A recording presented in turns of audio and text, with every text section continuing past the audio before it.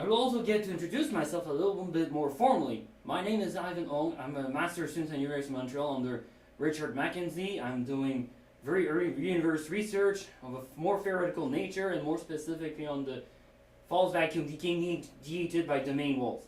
Exhibit 1. The Conservative Party of Canada.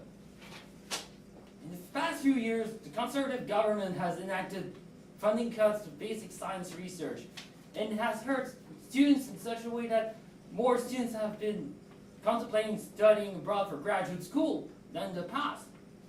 And for this reason, I urge many of you that are considering graduate study to at least consider options abroad.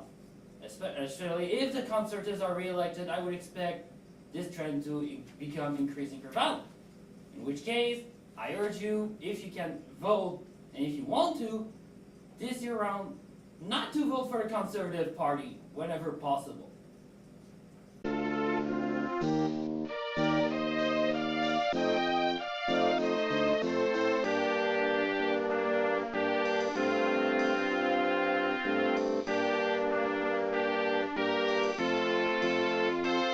Just that it would hurt all of us in Canada if basic science research isn't funded to the appropriate level. It would hurt our long-term economic future, it would hurt our well-being in the future as well, and it would affect our ability to make decisions based on the data we need at the moment.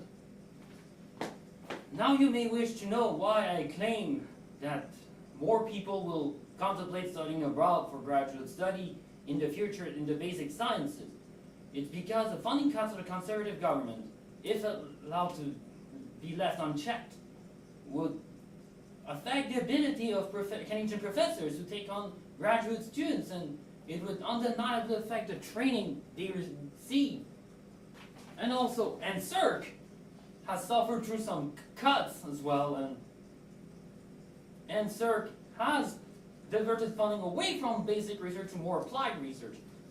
However, innovation cannot occur without some basic research being done beforehand.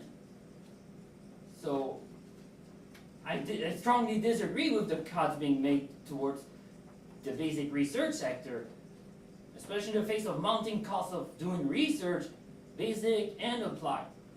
Because of the funding cuts made by the federal government in the last few years to basic scientific research, I chose not to apply to Canadian schools for my PhD, and where I will actually get to do my PhD will be announced in a few moments.